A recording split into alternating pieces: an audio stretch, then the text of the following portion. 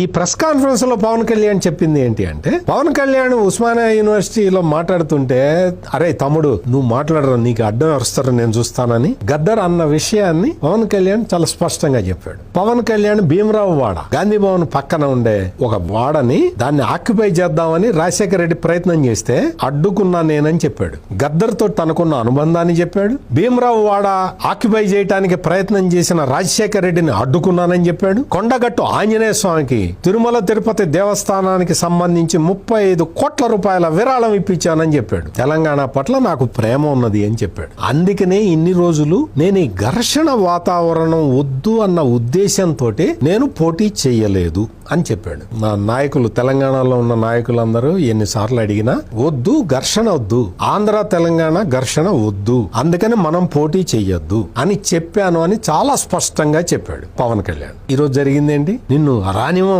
నువ్వు కోడి చెరువుని ఆక్యుపై చేసావు, నువ్వు కోడి చెరువుని ఆక్రమించుకున్నావు, తెలంగాణ ఆస్తులు దోచుకుంటున్నావు అని కేకలేశారు కదా. మీరు ఇట్లాగే కేకలేయండి, నా పార్టీ మొత్తం తెలంగాణలో పోటీ చేస్తుందని డిక్లేర్ చేశాడు. ఇప్పుడు అడ్డుకోండి ఈ కోడి బుర్రతోటి ఎంత ప్రమాదం తెచ్చుకున్నారు మీరు. ఈ ప్రెస్ కాన్ఫరెన్స్ లో పవన్ కళ్యాణ్ చెప్పింది ఏంటి అంటే, పవన్ కళ్యాణ్ ఉస్మానియా యూనివర్సిటీలో మాట్లాడుతుంటే, అరే తమ్ముడు నువ్వు మాట్లాడరు, నీకు అడ్డం వస్తారు నేను చూస్తానని గద్దర్ అన్న విషయాన్ని పవన్ కళ్యాణ్ చాలా స్పష్టంగా చెప్పాడు. పవన్ కళ్యాణ్ భీమరావు వాడ, గాంధీ భవన్ పక్కన ఉండే ఒక వాడని దాన్ని ఆక్యుపై చేద్దామని రాజశేఖర రెడ్డి ప్రయత్నం చేస్తే అడ్డుకున్నా నేనని చెప్పాడు. గద్దర్ తో తనకున్న అనుబంధాన్ని చెప్పాడు. భీమరావు వాడ ఆక్యుపై చేయడానికి ప్రయత్నం చేసిన రాజశేఖర రెడ్డిని అడ్డుకున్నానని చెప్పాడు. కొండగట్టు ఆంజనేయ స్వామికి తిరుమల తిరుపతి దేవస్థానానికి సంబంధించి 35 కోట్ల రూపాయల విరాళం ఇప్పించానని చెప్పాడు. తెలంగాణ పట్ల నాకు ప్రేమ ఉన్నది అని చెప్పాడు. అందుకనే ఇన్ని రోజులు నేను ఈ ఘర్షణ వాతావరణం వద్దు అన్న ఉద్దేశంతో నేను పోటీ చెయ్యలేదు